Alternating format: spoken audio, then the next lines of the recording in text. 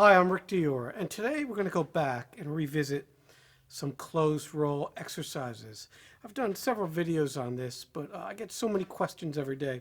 A lot of the questions I get are about grip, and you see there I'm using the traditional grip. I also use the match grip all the time.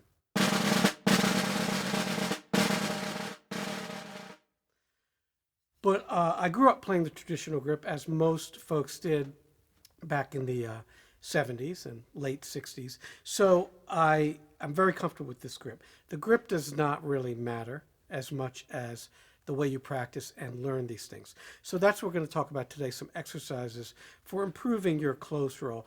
Now, this is also called the buzz roll or the orchestra roll or the press roll. There's a lot of names for it, but it's all the same thing. It's basically a multiple bounce roll. If you look at the PAS rudiments sheet, they'll list it as that. When I was in college, my teacher, Fred Henger, loved to slow us all down on a reel-to-reel tape recorder and see how many strokes were in each hand. And his theory that was that there were 3 strokes in each hand, and if they were even, you had a great roll. So that's one of the little experiments. I don't know how valid that all was, but my whole thing was getting the buzzes really even. In other words, from hand to hand. So.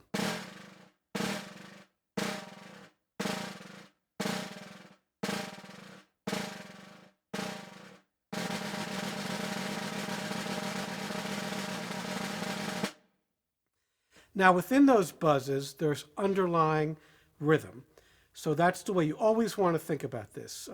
No matter what piece you're playing, no matter how fast the conductor is conducting, there's an underlying pulse. You can't just guess what it is. For the most part, you can do lots of rolls with just a 16th note or triplet underlying pulse. And that can be 8th notes or 16th note triplets. So in other words, if I had a tempo of here, and we play triplets,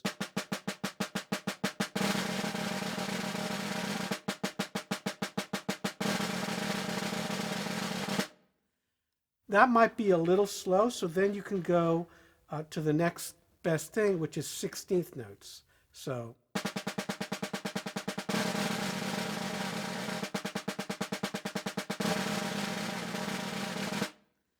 there's these little nooks and crannies where the tempo can be undecided. And in that case, you can use groups of 5.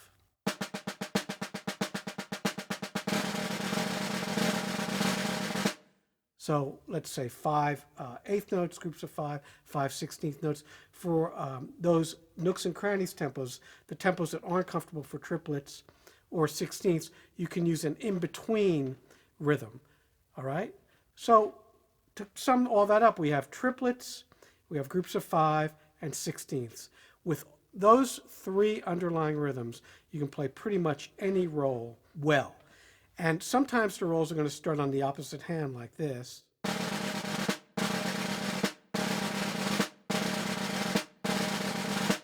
And that would make it a 5. With the note at the end to end the roll.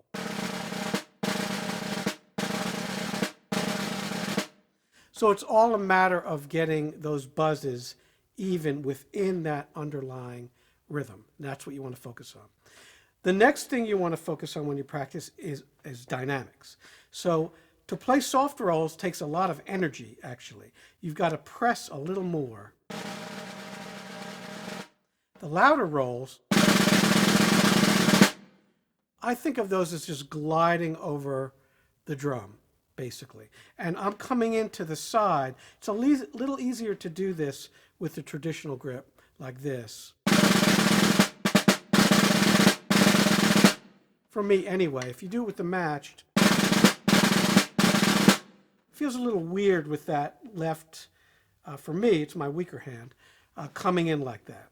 So that's one of the reasons I like playing these kinds of things with the traditional grip. When you're playing softer, though, you actually have to put a lot of pressure on that stroke, that buzz. So what I'm doing there is I'm squeezing the fulcrum, the grip there, these 2 fingers, and then the last three fingers, I call that the B team, and this is the A team, is coming under and applying pressure. And actually moving with the stroke. So it's a press and release. Now my traditional hand, if you play traditional, I am doing the same kind of thing with my thumb. These two fingers here are pressing up. So let's see if we can get a close-up of that.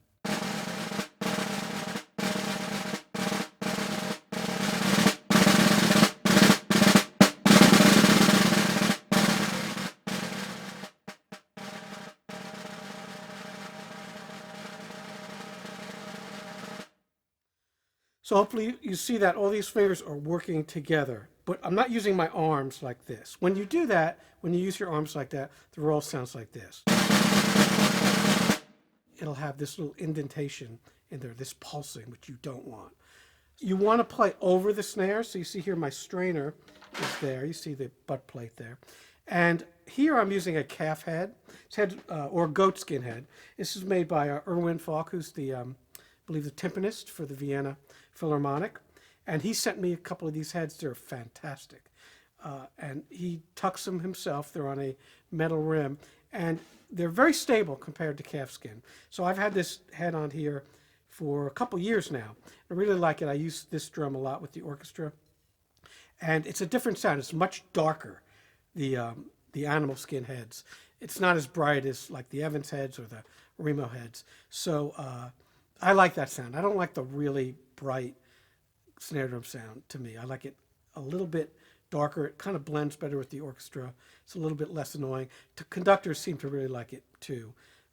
When you use it, they will rarely give you that hand, which means the dreaded hand. It means play softer because it's darker sounding, so it doesn't irritate as much with those high partials.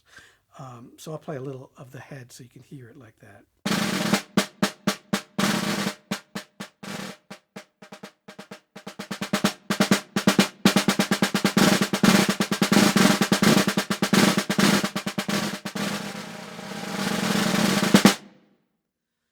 Now the compressed roll, that's what I call the unending roll. So it's basically doing this.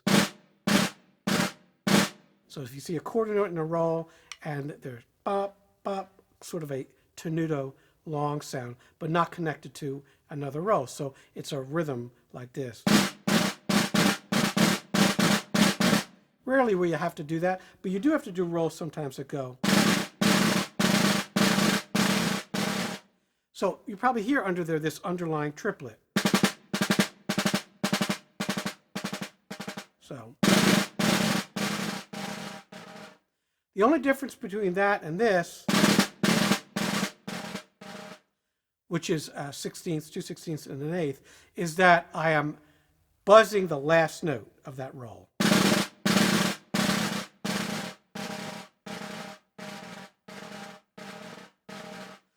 So I'm playing the triplet.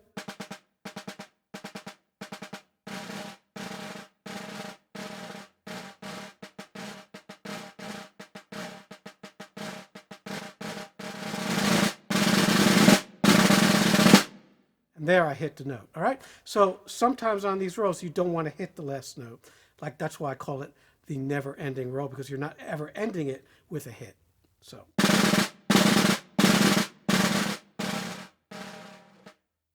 Now, the last little trick that I just did there is if you're in doubt and the conductor is not dependable as far as tempos go, you have one fail-safe that you can do. You can do the last buzz on that left hand, usually, my weak hand, will do this.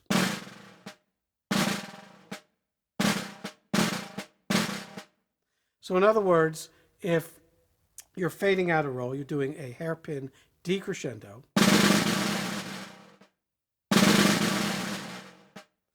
That last possible note of that rhythm is elongated to a buzz.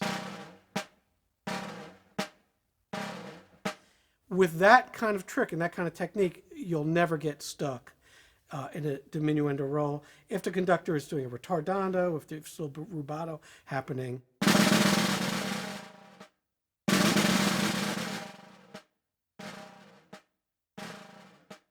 you're safe. So to practice that, what you want to do is, what I'm doing here, is start the roll and then keep that left hand going. You're semi-pushing it in to the drum and then releasing. But now the release is slow instead of fast, as opposed to the normal when you're lifting up. So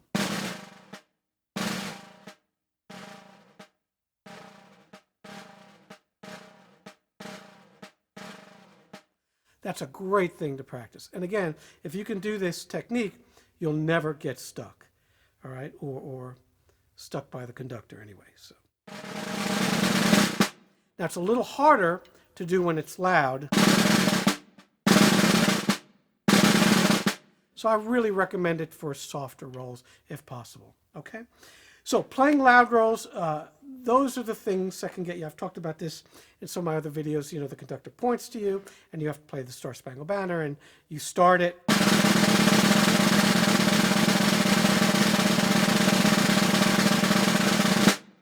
All right, and that goes on for a while, but it's just you for a while. You got to fill up the whole auditorium, or usually you're playing outside when you're doing this, you know, 4th of July or something like that. And outside the sound goes nowhere, so you really got to play strong. The trick to that is not playing right in the center. You want to play off center. The drum is a little more alive there.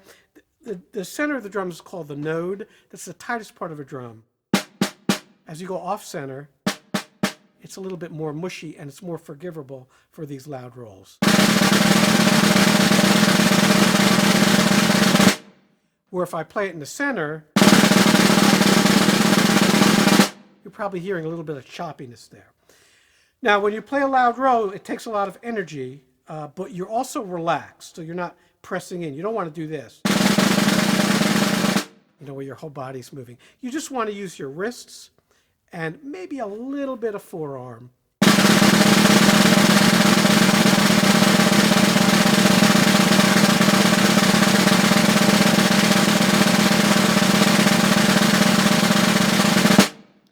And you want that to be seamless, just like ripping a giant sheet of paper. That's what I think of.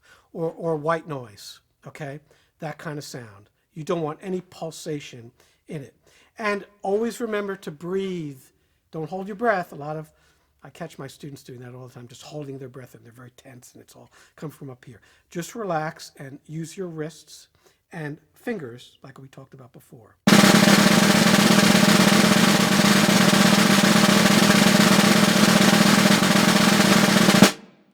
All right.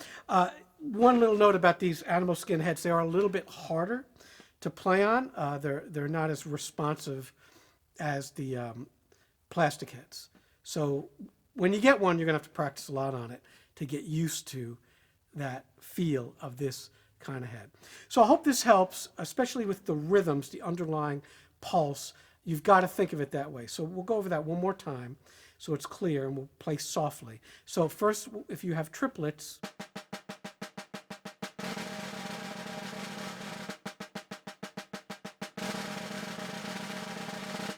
you're buzzing all those. And then if you have 16ths,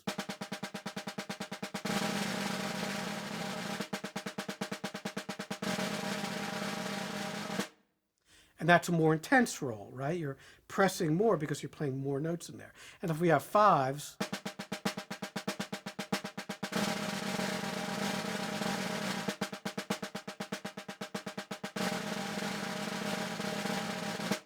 and I was accenting the top of each 5 there.